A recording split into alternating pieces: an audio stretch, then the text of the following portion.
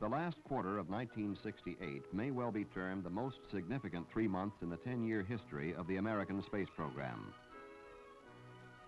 Early in the quarter, on October 10th, Apollo 7 was in the last hours of its countdown.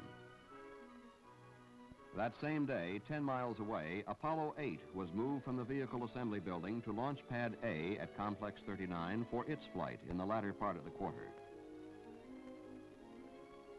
At 11 a.m., October 11th, the first manned flight of Apollo commenced what was to become known as a textbook flight. Liftoff of the 1,300,000-pound vehicle was perfect.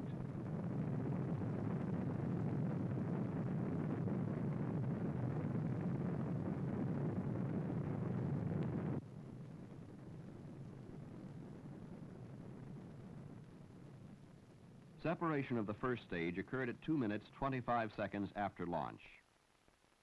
Although many tests were programmed for Apollo 7, the overall mission objective was to prove the command and service module under space conditions and for a time period equal to 11 days. One of the major tests was to separate the S-4B stage and the command and service module. The command and service module would then move forward, turn around, and return to the second stage and simulate docking with a lunar module. This was done. The 4 panels radiating from the second stage presented a minor problem since inception. They have been redesigned and, beginning with Apollo 8, will be completely jettisoned. On board, Command Pilot Schirra and pilots Cunningham and Isley demonstrated that men could live and work in space with increased comfort and efficiency. All spacecraft systems were used and tested exhaustively. All performed according to plan. The few minor problems that did develop, such as an overloaded electrical circuit, a malfunctioning fuel cell, were quickly taken care of in flight by adopting revised operational procedures after consultation with Mission Control. Splashdown occurred at 7:11 a.m. on October 22nd, within 8 miles of the recovery carrier. The flight of Apollo 7 lasted exactly 10 days, 20 hours, 9 minutes, and 45 seconds. Made 164 revolutions around the Earth. Traveled more than 4.5 million miles, and added immeasurably to the confidence level of our space program. With the successful conclusion of Apollo 7, attention centered quickly on Apollo 8. The flight plan for Apollo 8, defined earlier as another Earth orbital mission, had been held open pending the success of Apollo 7. With the results in, the job for Apollo 8 began to take shape. Throughout the country, at NASA headquarters and field centers, millions of data bits and performance records were collated and analyzed. Every moment of the 11-day flight of Apollo 7, every factor, human and mechanical, was scrutinized.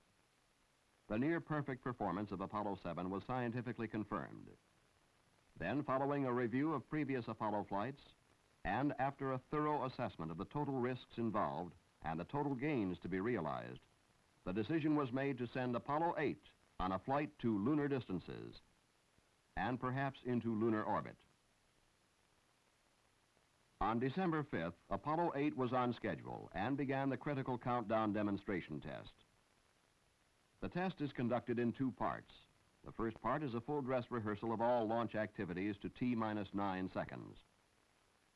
This includes actual fueling of the Saturn stages and other components. After the fuel was removed from the vehicle, the Apollo 8 crew, Commander Frank Borman, Command Module Pilot James A. Lovell, Jr., and Lunar Module Pilot William A. Anders, suited up and entered the spacecraft at T-2 hours and 40 minutes and proceeded to perform all spacecraft activity leading up to simulated liftoff. While much attention was now focused on Apollo 8, the balance of the manned space program moved ahead and on schedule. For the first time, 3 Saturn V vehicles were under assembly in the Vehicle Assembly Building. Early in the report period, all stages of the Saturn V launch vehicle for Apollo 9 had been mated.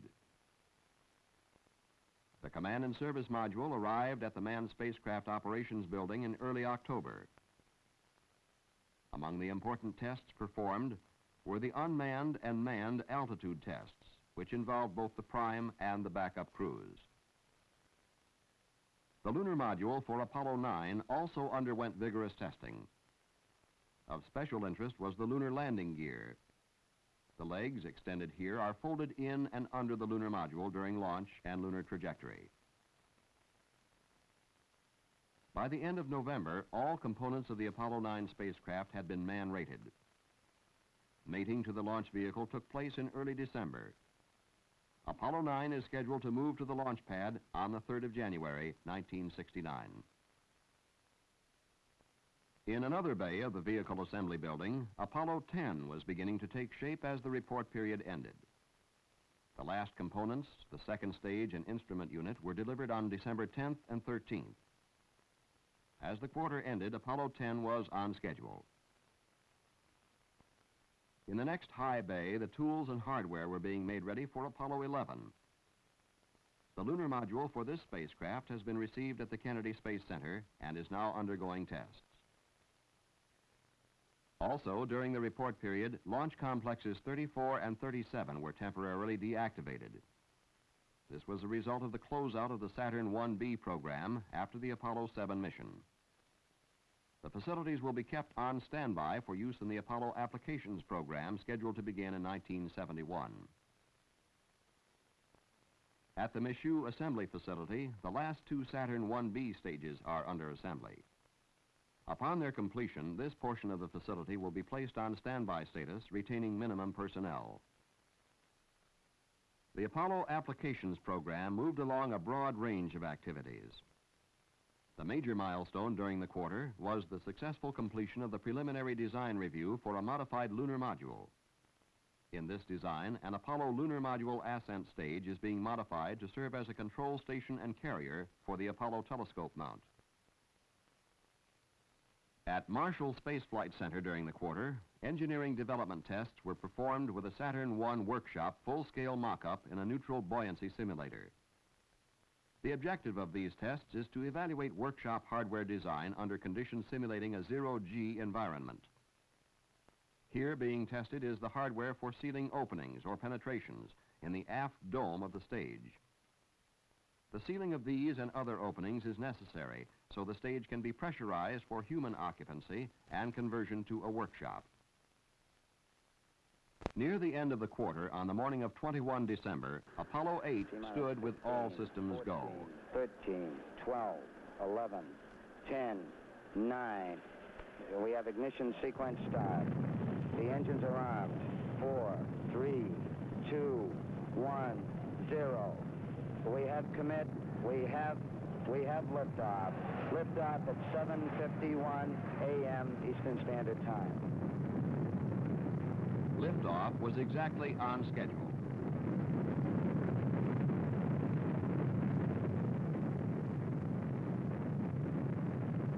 The mission for Apollo 8 was termed the Command and Service Module Design Mission. That is, to perform all of the details of a lunar landing mission with one difference. The lunar module on Apollo 8 is a test particle representing the volume and the weight of a lunar module. Therefore, the mid-course turnaround maneuver, the rendezvous, docking, and lunar landing maneuvers will not be performed. Apollo 8 was also called an open-ended flight. It was conducted in steps referred to as commit points. At each point, a thorough analysis of crew, systems, and equipment was made. Only when all conditions were satisfactory was the decision made to proceed to the next commit point. That the system worked well is borne out by the details of this remarkable space venture. First stage separation occurred precisely on schedule, and while mounting world attention focused on Apollo 8, intent men in the command module, in control rooms, ships, planes, and tracking stations bent themselves to the strange new task of leaving their planet on a lunar trajectory. The first commit point was called translunar insertion. During 2 revolutions of the Earth, the crew checked spacecraft and launch vehicle systems in preparation for reignition of the 3rd stage. Simultaneously, Mission Control evaluated all space vehicle parameters, communications, and ground tracking facilities. Everything was in order, and the go for translunar insertion was given. The third stage performed its function perfectly, and 5 minutes, 19 seconds later, Apollo 8 was traveling at 24,200 miles per hour toward the moon. 20 minutes later, third stage separation occurred. Soon thereafter, the crew removed their pressure suits. They wore lightweight flight suits throughout the remainder of the mission. The first mid-course correction occurred 11 hours into the flight. The resulting trajectory was so accurate, the planned second and third course corrections were not required. During translunar flight, the astronauts conducted star, Earth horizon, and lunar sightings to demonstrate the accuracy of onboard navigation and to evaluate the optical subsystem for future deep space manned missions. Another commit point was approaching as Apollo 8 neared the moon. If no further maneuvers were made, the spacecraft would merely circle the moon and head back to Earth on a free return trajectory. After an extensive evaluation of all systems, Mission Control and the astronauts decided to go for lunar orbit. The first service propulsion engine burn placed the spacecraft in a 96 by 193 mile elliptical orbit. A second burn put the spacecraft into its planned 69-mile circular orbit. Photography of the lunar terrain was excellent. At 96 hours, 46 minutes into the flight, Command Module pilot Jim Lovell gives man's first eyewitness account of the moon. After 20 hours in lunar orbit, 10 revolutions, the astronauts and Mission Control evaluated all systems and navigation data. All systems were go for trans-Earth injection. The service module engine was fired for 203 seconds. Once again, the performance of men and machine was exact and precise, so much so that only one mid-course correction was required instead of the 3 that had been planned. Thermal control of the spacecraft was practiced during the flight. This involves rotating the spacecraft slowly to prevent heat from building up on the side facing the sun. Apollo 8's primary guidance and navigation system was operated automatically for controlling the spacecraft's return trajectory. At regular intervals, Mission Control fed updated information into the command module computer. Earth re-entry was remarkably accurate. An airborne camera captured the last few fiery seconds of this history-making flight.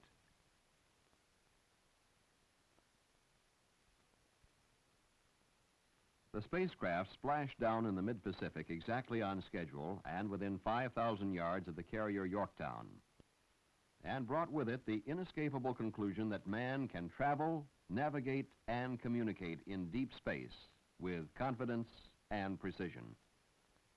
From the liftoff to the splashdown of Apollo 8, the performance of men and machines in space and on the ground was certain and sure. All of the test objectives of the Command and Service Module Design mission were achieved. Thus, with 2 major and successful manned space flights in the last quarter of 1968, the American space program grew in stature and in confidence. The immediate future is equally optimistic. Apollo 9 in the final stages of flight preparation. Apollo 10 in the latter stages of assembly. Apollo 11 in the beginning stages of assembly. The increasing flow of hardware from manufacturers to NASA centers and from there to the launch site is a continuous and efficient operation, not just in terms of numbers, but in the all-important area of quality. A well-trained, cohesive team of thousands of men and women have been spread around the world to provide the intricate support activities required by space exploration. These factors, in the closing months of 1968, illustrate that our space program has reached a new maturity, and that this nation has attained the capability to operate in space 250,000 miles from Earth.